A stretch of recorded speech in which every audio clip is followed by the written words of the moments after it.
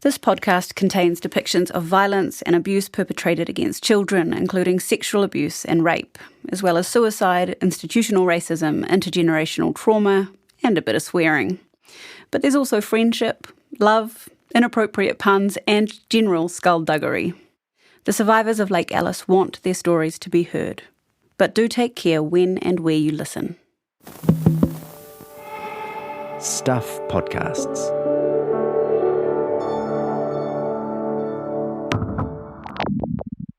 Previously on the lake. It's time to turn around and show and tell, I think. Absolutely, I was institutionalised, there's no question about it. But Lake Alice had become a known torture to me. I regret doing it. I still have trouble thinking about the fact that I did use that machine. I mean, that's a criminal offence. It's assault. Right. So I don't know what the police are doing. It's unspeakable. It was unspeakable. And yet people knew AARON and they did nothing at the time. From Popsock Media and Stuff, this is The Lake, a podcast about the children of Lake Alice. I'm AARON SMALE, and this is episode 6, One Flew Over the Lake.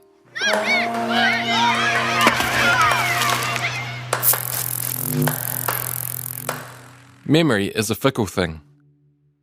It's not static or reliable. It can be open to suggestion. Trauma makes things even more complicated, burying memories or warping them, or making them reappear without warning, sending an adult straight back into the body of a terrified or lost child. We know the kids at Lake Alice receive shock treatment via an ECT machine. One of the main side effects of ECT is short-term memory loss, even when it's done properly under anaesthetic and with painless electrical currents.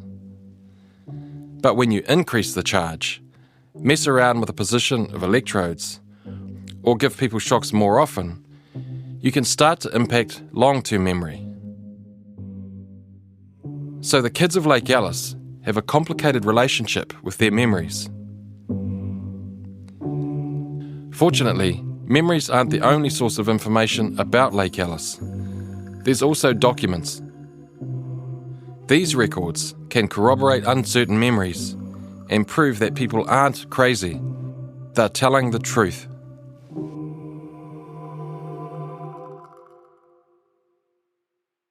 I first started covering state abuse in Aotearoa as a journalist 5 years ago, and a couple of years ago the story got too big. So I started a PhD. I had fantasies of some pristine stack of paper somewhere in the bowels of National Archives, just waiting for me to come along and discover them. Well, that's not what happened. It turns out that records can be really hard to find. Many are incomplete or written by unreliable witnesses with vested interests. Some files were actively destroyed, and a good number of documents are controlled by the government. So the same institution responsible for the abuse can simply decide it doesn't want to give them to you. I found a letter recently from the guy who was the superintendent of Lake Alice in the 1970s, Sydney Pugmire. He'd written to another staff member years after the adolescent unit had closed. Pugmire had tried to refuse a former patient access to their file, but the Privacy Commissioner had told him to release them. Pugmire wasn't happy, saying, "The world has changed since then, and the laws have changed, and no one would dream of writing the plain truth in any document because it might easily cost them heavy damages." Sometimes I've struck gold, finding solid evidence in a document confirming what a survivor has told me. And sometimes those files have come from the state's official records. But they're often in the last place you'd expect. On the North Shore in Auckland, there's a small garage with no space left for a car.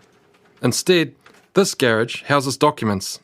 Dozens of boxes line the walls, full of statements, correspondence, newspaper clippings, OAAs, thousands and thousands of records, which have been hoarded over decades by a character named Victor Boyd. Technically challenged, not on an email, but on an interview. Victor Boyd has been a huge advocate for the survivors of Lake Alice and integral to keeping the survivors' stories in the public arena, along with another guy, Mike Ferris. Oh, and by the way, Both of them are Scientologists. In order to understand how a couple of Scientologists came to be wrapped up in Lake Alice, we need to explain a little background. The Church of Scientology was founded by L. Ron Hubbard in 1954, and since the very start, the relationship between Scientology and psychiatry has been hostile. In an article published in 1956, Hubbard wrote, "We discover psychoanalysis to have been superseded by tyrannous sadism, practiced by unprincipled men, themselves evidently in the last stages of dementia, merely sawing out patients' brains, shocking them with murderous drugs, striking them with high voltages, placing them in restraints, and generally conducting themselves much as their patients would, were they given the chance." By 1969, 13 years later, Hubbard had committed his church to the goal of eradicating psychiatric practices, especially the use of pharmaceuticals, in order to replace them with Scientology's own techniques. That same year, the Church of Scientology set up a subsidiary named CCHR, the Citizens Commission on Human Rights, whose whole purpose was to expose and eradicate psychiatry. CCHR's website has a full catalogue of documentaries they've made, with titles like Psychiatry, an Industry of Death, and Therapy or Torture, The Truth About Electroshock. Psychiatrists say that disorders like PTSD can't be cured. Instead, they claim they need to be managed with drugs for the rest of your life.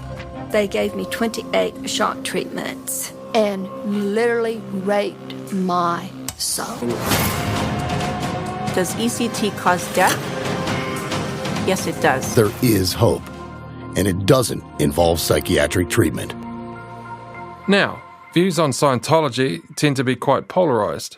Some see it as a malign and potentially dangerous organisation, while others are happy to write it off as just another bonkers cult. Regardless, CCHR has been a huge help to many of the people who were abused and tortured at Lake Alice as children, and they've created a hugely valuable paper trail. Scientology, well, that's the religious philosophy that believes that the problems of the mind are the past memories and pictures that we all hold, the painful ones, that cause the mental affliction, and that drugs and ECT and the rest of it is just nothing more than a kind of mental and spiritual abuse. That's Mike Ferris. He's the head of the New Zealand branch of CCHR, which opened in 1975. And they conducted their first tours of psychiatric hospitals in 1976. Keen CCHR volunteers took to the road to interview people who had been in New Zealand's institutions, armed with pen and paper. At that time, I had a car, I was single, and I had money. Victor Boyd was brought up in the Church of Scientology. He was in his mid-20s, living in Whanganui when he started collecting stories from survivors of Lake Alice. I could get out on the road. This is what I did. I made phone calls in the red phone boxes like you see on Doctor Who. It was just piecemeal, you know. Each person he spoke to gave him more names of other kids who'd been there. So I travelled to Wellington, Dannevirke, places like that on the weekends and that to interview people and get these stories. And most of them had only just come out recently, so the information was fresh. I thought, young guys telling me these things sounds pretty true, could be true, because you get 1, 2, 3, 4, okay, not just isolated now. Before long, he was swamped with evidence of dodgy psychiatric practice. The whole idea that, you know, kids were getting shock treatment against their will and it was harmful, you know, in New Zealand, because these sorts of things happen overseas, they don't happen here. I'm more than just curious now as to what's going on. I just kept on asking questions and getting their statements. This went on for years, and at some stage in the early 2000s, CCHR ran into this guy. Well, I made you smile, so I've already won. I got the first laugh. I do that on the boat every day. It's like Clown Escape from the Circus. This is Paul Zenfeld. He's a bit of a character, as you can hear, and in case you missed it, he's a skipper on a boat. Paul's never been media shy, and if you've only ever heard one Lake Alice survivor talking, it's probably been him. And CCHR have been with him most of the way. Well, I'll tell you something. They've never pushed God onto me or church or Scientology, nothing. They've been just 100% caring.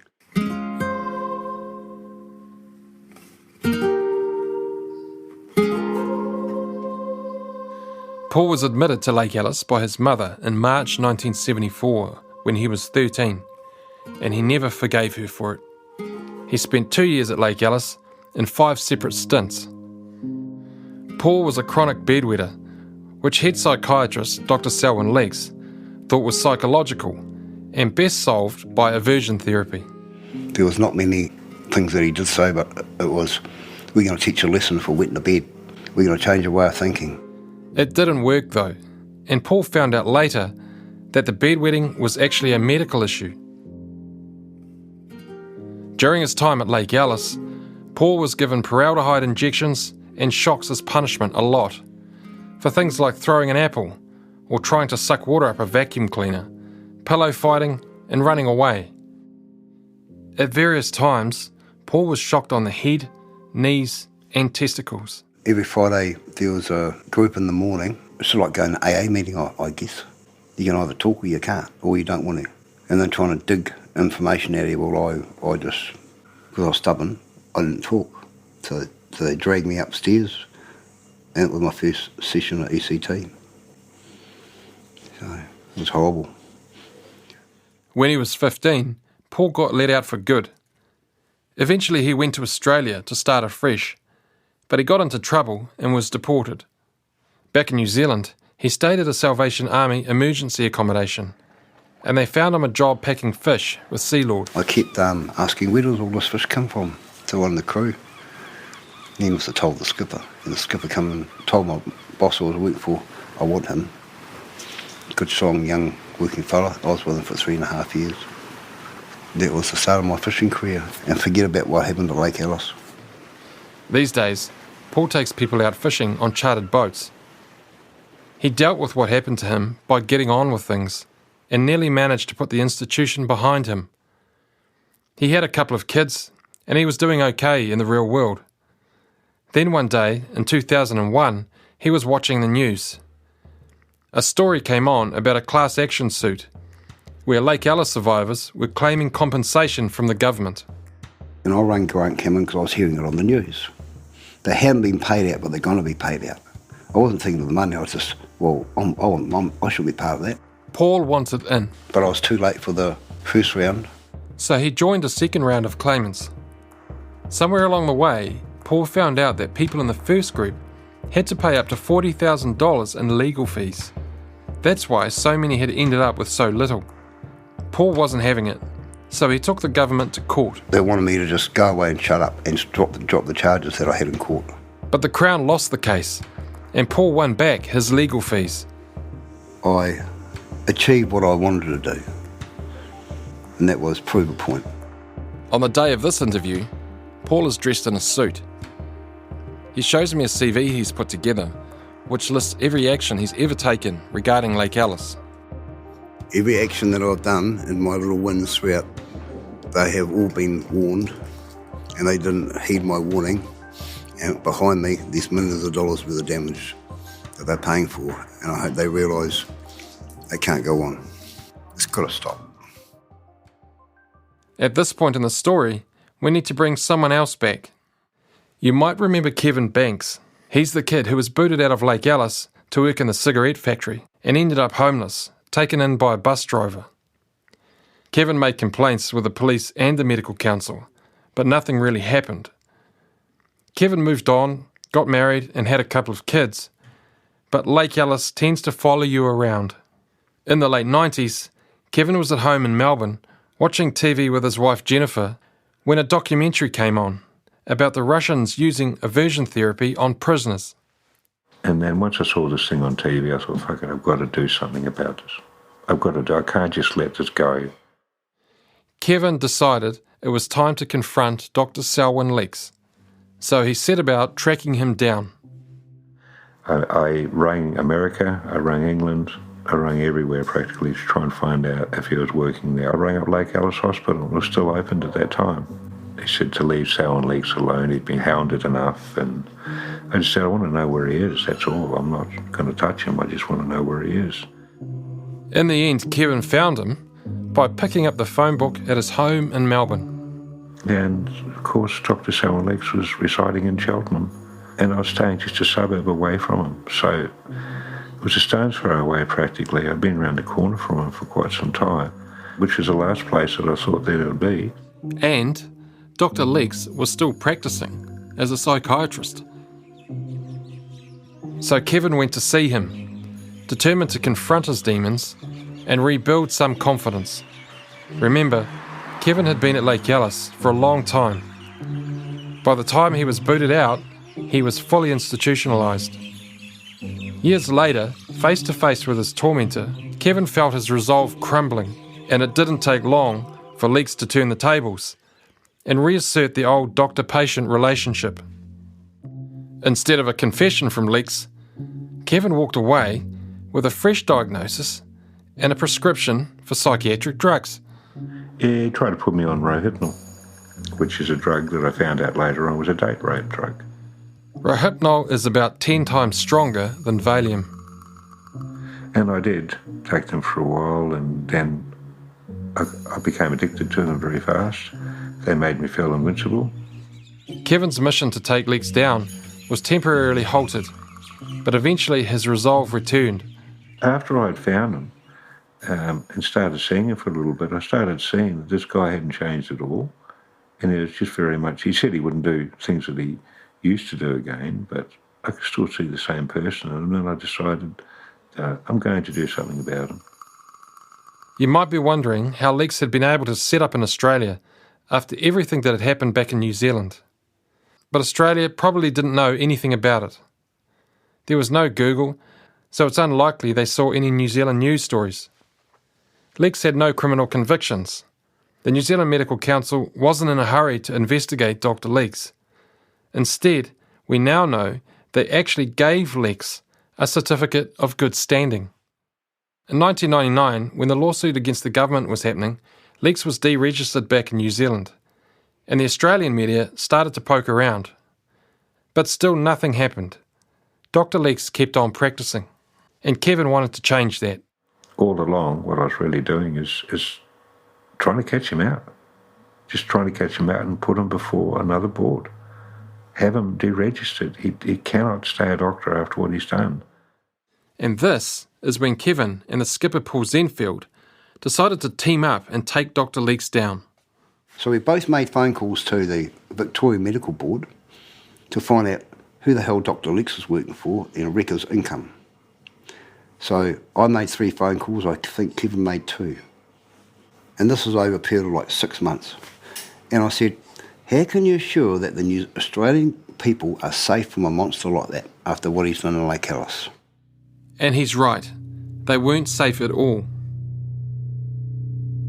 This is where the picture of Dr. Leeks as just a bad doctor starts to unravel. Because some of Leeks' colleagues in Australia had grown uneasy about his behaviour towards women. In 1979, an Australian woman, Kathy Alexander, was having issues with her oldest child, who was 4. He wasn't responding to her and recoiled from touch. She was a solo parent who also had a newborn to look after, and she needed answers. A speech therapist told Kathy about this child psychiatrist named Dr. Selwyn Leeks. She told me that she had met this genius of a man who had practiced in New Zealand and had had remarkable success with children like my son. Kathy's initial reaction to Leeks was pretty similar to what we've heard from other women. She thought he was a creep, but she persevered for her son. After 3 sessions, Leeks told Kathy he wanted a meeting without her son present. She thought it was strange, but she agreed. Creepy or not, I wanted to keep that appointment in case he did have some answers for me. At the first consultation, Kathy told Leeks all about her own psychological history of depression, anxiety, and surviving childhood abuse. Dr. Leeks spoke to Kathy about trust. he asked her to sit on his knee. Kathy was deeply uncomfortable, but she did it anyway. Leeks stroked her back and told her she was an attractive girl and that she deserved to be loved. Dr. Leeks prescribed her Valium and told Kathy to take it 10 minutes before their next session. So she did, and not long after stepping into his office, she started to feel the drugs kick in. I started to fall forward, and he casually, I remember, walked over and grabbed me before I hit the floor. And I think he thought that I was completely out of it, but I wasn't.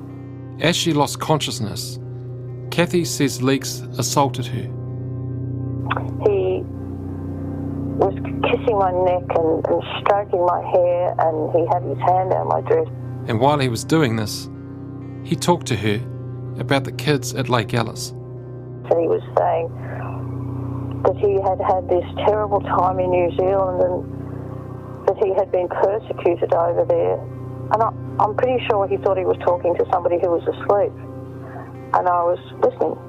And he started to say how he had been hounded because he was the only one who knew how to use the discipline, and ECT was the only way to control them.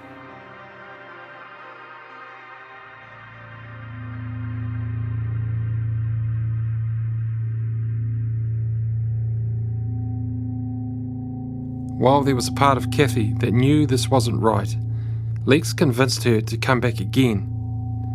Again, she was sedated by Valium and he assaulted her. Kathy became suicidal.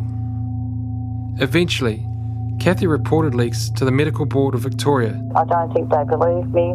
They threw away words that it wasn't uncommon for a patient to be attracted to their therapist, that sort of stuff. So I just realised I was going to go absolutely nowhere.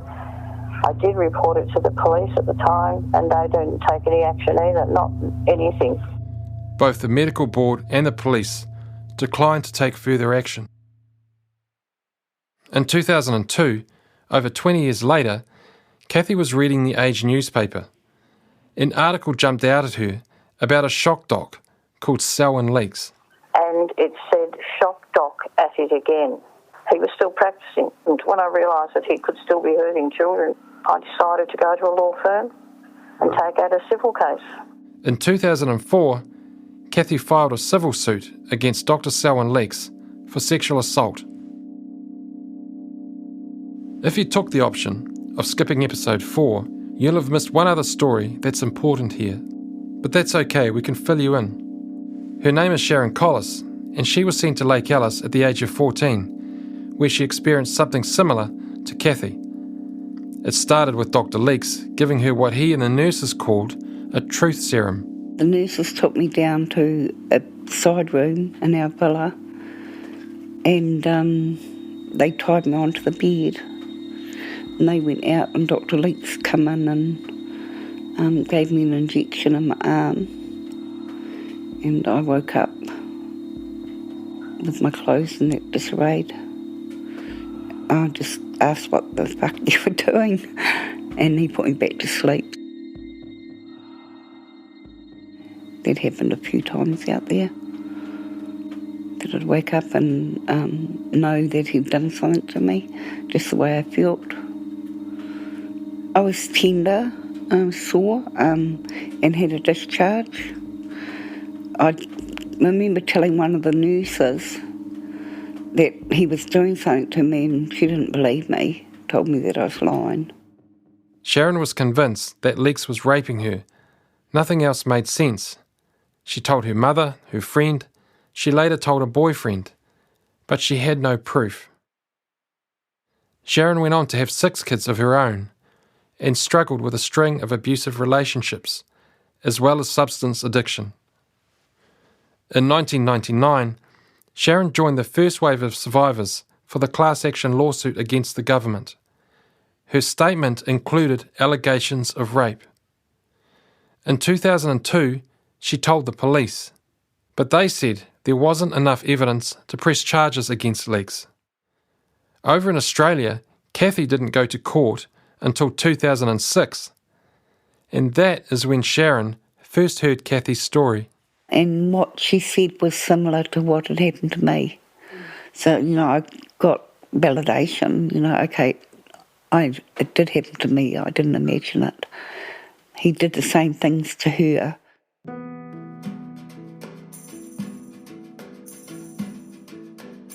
Despite being painted by some Australian media as a disturbed psychiatric patient, Kathy won her case. The courts ordered Selwyn Leeks to pay $55,000 in reparations, but Leeks declared bankruptcy and never paid up.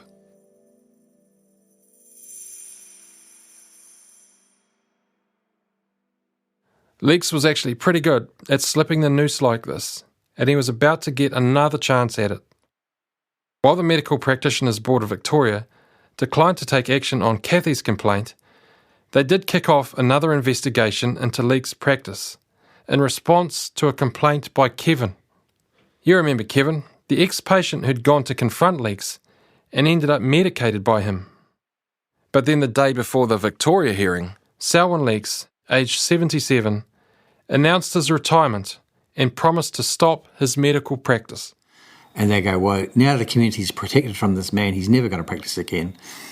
Investigation's over. This is Mike Ferris again from CCHR, and he's right. Boom.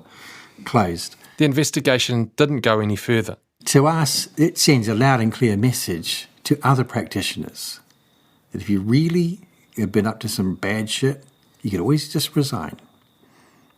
And you won't get done for it. I think with Selwyn, he's run a lot. He won't stop running by the sounds of it. Here's Kevin Banks again. But he's got to face up to what he's done, be accountable to what he's done. The character of Dr. Leeks is a shadowy one. There are people like Professor John Weary who see him as a bad diagnostician, who harmed his patients out of ignorance more than anything else.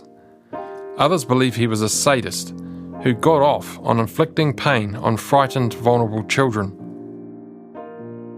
The accounts of Kathy Alexander and Sharon Collis clearly depict a rapist. I'll tell you what's even more out there about Dr. Selwyn Leeks. This is Rangi Whitcliffe, one of our two little boys from the beginning. Is that he actually brought his own children with him, to the villa. They used to be sitting out in his Volkswagen van while he was in there doing ECT. And Tyrone Marks, Rangi's mate, the scrapper. And I'd see him with his kids. Yeah. And I'd always watch him and I think, your kids, happy family, so you have no fucking empathy or anything for us as kids. Would you fucking do that to your own kids? That's what I used to think in my head. People go into psychiatry thinking that they're going to solve problems. This is Anna Natush again, the teacher who had helped Hake Halo. She's a forgiving kind of person. They go in because they want to help. And that's the saddest thing when you see people who want to help. And I think Leeks was one of them who wanted to help. I really do. There was something there. The children, they can't see anything, but they were involved. But I don't think he was completely bad. I think Leeks had occupational insanity, to be honest. I really do. Do you think he believed his methods were helping? He was caught up with the failure. They're weak people. They can't cope with failure. And then it becomes a vendetta, to prove that he's right, because he can't face that what he's done is wrong. And it takes a lot of courage to say, well, everything I've done and everything I've thought, I've failed. But I'll turn it to good and I'll apologise. I'll move forward into the future and I will help to reconstruct a better system. And that's what I would like to see Leeks do. Occupational insanity isn't a proper diagnosis, but we have heard stories from staff which show how working at a place like Lake Alice could make you feel like you were losing it. Like this one from psych nurse Brian Stabb. The one time I protested about the use of BT was when it was given to a kid I remember really well. He was 14 or 15, broken home, living with his grandparents, running away, that kind of background. And he was in the unit for a couple of weeks, and I got to know him. I think he'd seen a psychiatrist once in that time. And then the next thing I see Dr. Leeks come and prescribe ECT. And basically it was a quite horrible, traumatic process. We had to drag the kids up the stairs to a bed, and it was not pleasant at all. Well, at the end of it, I was left bloody half giggling, half wetting myself, not being able to cope at all with what we were expected to do. It was a pretty horrible experience, particularly because I got to know the kid real well, you know. And I knew that he hadn't been seen, and he certainly wasn't depressed. Brian tried to raise concerns about this, but he was told not to question the decisions of psychiatrists. I think that Selwyn lost sight of his own sadism, couldn't recognise it, and it built up and built up, and he got out of control, and there was no supervision. There were so many things wrong with what he did. It's not funny, you know. There was issues of consent, and most of the kids that would be getting this would be wards of the state, so they didn't have any advocate or anyone, you know, looking after their rights. And it became a brutal place at times. Yeah, I think that what he did was criminal.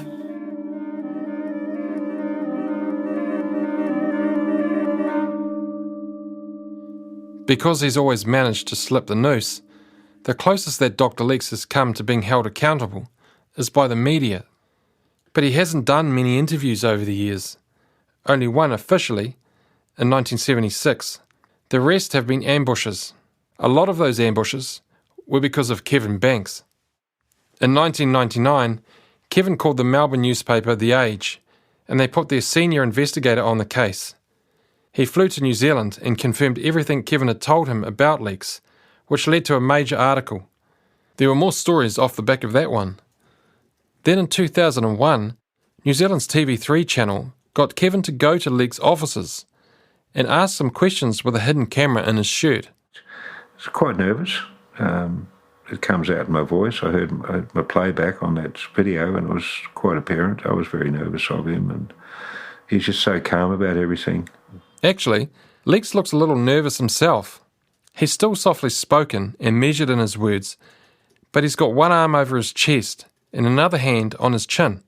He looks defensive. Kevin confronted him about the incident, where Dr. Leeks told him and some other boys to shock Nick, their abuser, who was also a child. This is the actual audio of that conversation between Kevin and Dr. Leeks. What happened then? I stopped you because you went to turn it as far as you could. You just went as far as I said. You took it up to the top thing, which is still below the level of pain, but it was a fairly intensive stimulus. Strong pain, yeah. No, it's not strong pain. I've had it before for smoking cigarettes, and it really hurt me. You know, knocked the hell out of me. It's below the level of pain. It's unpleasant. It's hard to hear, but Leeks is saying that he actually stopped Kevin from turning the shocks up too high. And anyway, the shocks weren't actually painful.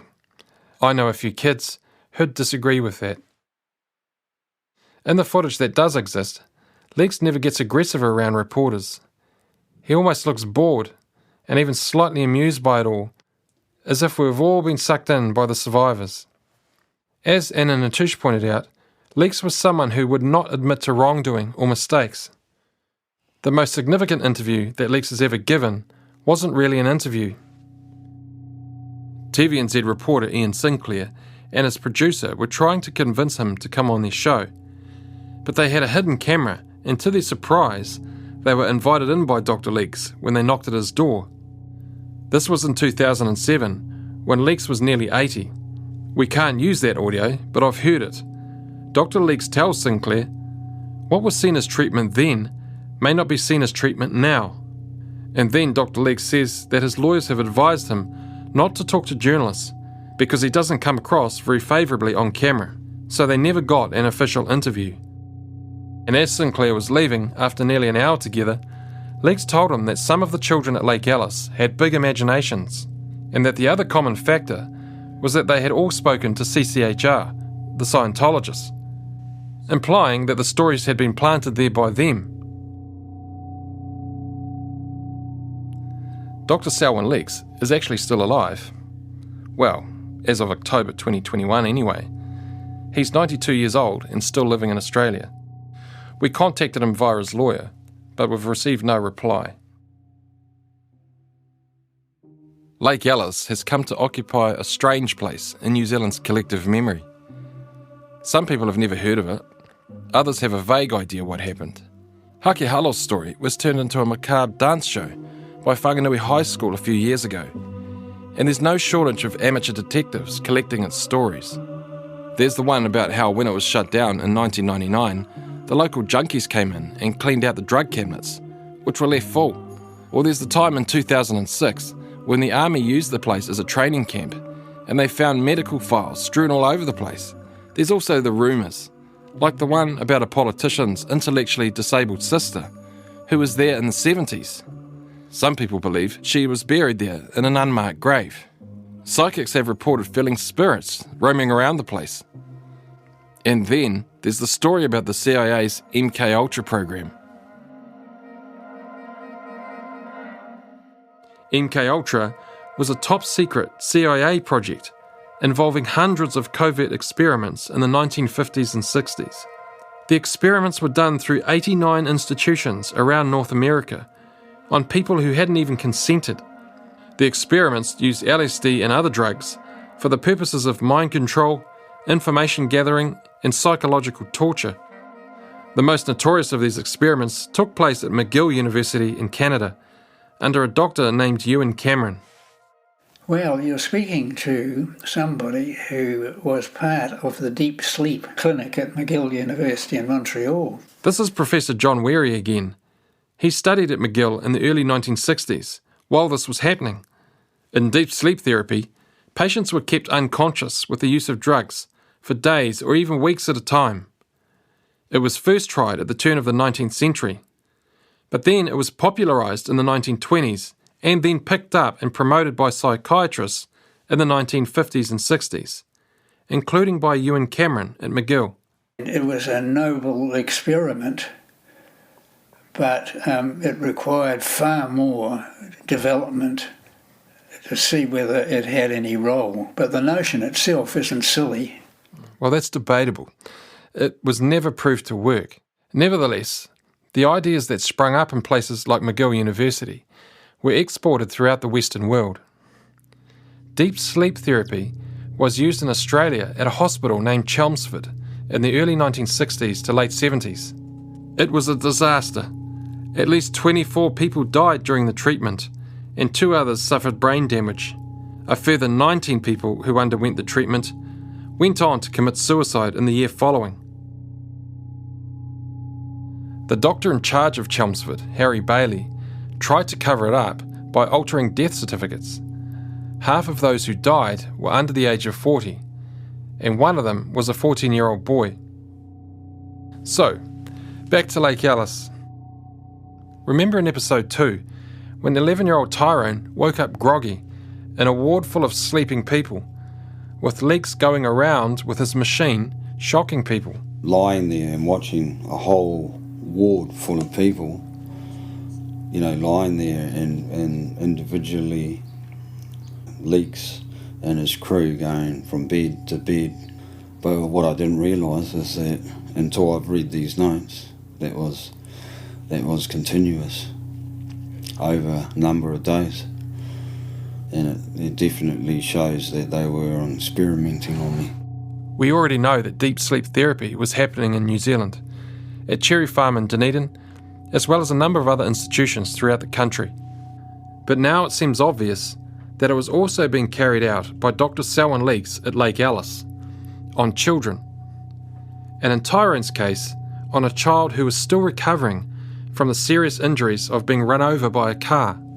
I'm ending up in this place, wounds not 100% healed. If anything had happened to me, then they would have contributed that to my injuries before I got there.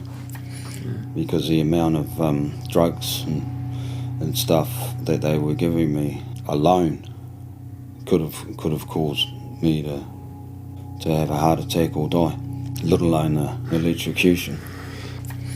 So they were taking a risk with my life.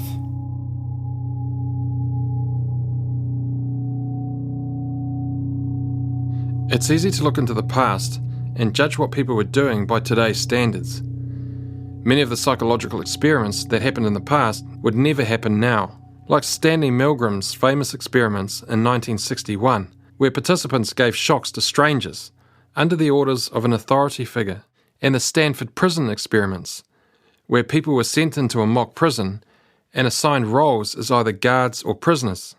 That one had to be called off after 6 days, when guards became abusive. We've talked about psychiatry around this time being like the Wild West, but was it a lawless place of unfettered violence, ruled by cowboy psychiatrists? Or was it a land of opportunity and new frontiers? Maybe it was both. How you view the picture depends on your values, on whether you see the pursuit of knowledge as worth the cost of human lives. The Chelmsford doctor Harry Bailey committed suicide before he had to face a court. Ewan Cameron died in a mountaineering accident well before his experiments became public knowledge. And Dr. Selwyn Leeks, that he was allowed to do whatever he wanted to do. He was somehow given some kind of license to do what he was doing. When you're on a quest for justice and you've been failed by every institution in your home country, it can feel like you're out of options. Except there's this inconvenient thing called international law.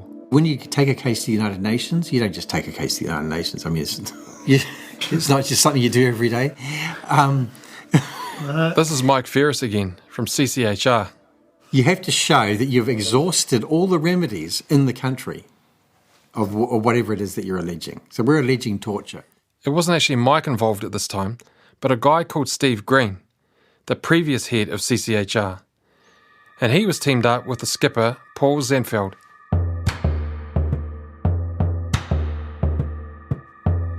So I quit my job, sold my vehicle for $800, so I had a bit of pocket money, and we were, and his wife done all the bookings, the cheap ones, not New Zealand and Qantas. And yeah, it was scared, but it was an adventure. Anyway, we had a ball over there. I said, why you look after us so good? Because it's very hard. We don't often get victims that are living. We've seen a bit of footage of this trip, and Paul's standing outside the building in the hustle and bustle of Geneva with his suit and shades on and a big gappy grin. Okay, my name is PZ, Paul Zenfeld, and we've just come out of the UN Committee for Torture, and it was a success. It hasn't finished yet. After they'd made their submission, they flew home, and then all they could do was wait. The first person to hear back from the UN was Victor Boyd, the Scientologist we met at the start of this episode, with his garage full of documents. Early one morning, we're out walking the dog, my wife and I look on my phone and the decision's there, and I'm going, I can't look at it yet because it might be a no, and I want to be prepared mentally for it. But Victor's wife decided she couldn't wait any longer, and she made him open the 15-page report from the UN. He skipped straight to the end. Right away, he called Paul. So I was out fishing, my phone rang. Paul, Inspector. Oh, g'day, how are you? I've got some news for you. We won our case. What? No, you didn't. What are you talking about? The UN decision. We won our case. Really? I said, well, we better let everyone else know. The UN decision found that New Zealand was in breach of the Convention Against Torture. So then the United Nations, they urged the New Zealand government to take these measures, which is to, again, an impartial investigation with a view to bringing the perpetrators to justice. And then coming back to the subject of redress, to look at that again in light of that investigation, and then thirdly to make the decision widely known. And that was the three things that they asked our government to do. Our government then started a police investigation, which is due to be finalised shortly, and then the Royal Commission thing. Ah yes, the Royal Commission thing. For years, survivors of state abuse, those who'd been through the welfare homes like Hokio and Kohitere, had been calling for an official public inquiry into what happened and the effects on their lives and society at large. In 2018, the government finally responded and set up a Royal Commission of Inquiry to look into abuse and care in state and faith-based institutions. And in 2019, the inquiry kicked off. The Commission's task is huge, trying to establish the truth of what happened in so many different institutions over a period of 50 years, from 1950 to 2000. It's about so much more than Lake Alice, although Lake Alice is a high priority for the Commission. So in June 2021, the survivors of Lake Alice made their way to Auckland from all around Aotearoa, reuniting in pubs and hotel rooms, before stepping into a room full of lawyers, judges, support people, members of the public and the press, to finally have their voices heard. And we were there with them. This is a story that the nation must hear in all its horror. Coming up in the final episode of The Lake. The truth has to come out, is coming out, and we will have our time, and it'll be our time, not theirs, our time. They now have an obligation, the Commission, to make this right. Madam Chair, here we are after 45 years. There is still no truth and there is still no justice. Dr. Leeks is 92 years old. I know exactly what game they're playing, but it's the same game they've been playing for 40 odd years. I want blood out of this. Whoa, that's been hidden. The Lake was researched and hosted by me, AARON SMALE. It was produced, edited and scripted by Kirsten Johnston and Melody Thomas at Popsock Media. Tyrone Marks helped support survivors during our interviews. Ben Lemmy wrote music for the series and recorded the narration. Mark Chesterman did sound design and the final mix. At Stuff, our script advisors were Eugene Bingham and Adam Dudding, and the commissioning editors were Carol Hirschfeld and Patrick Crutzen. This podcast was made with the support of New Zealand On Air.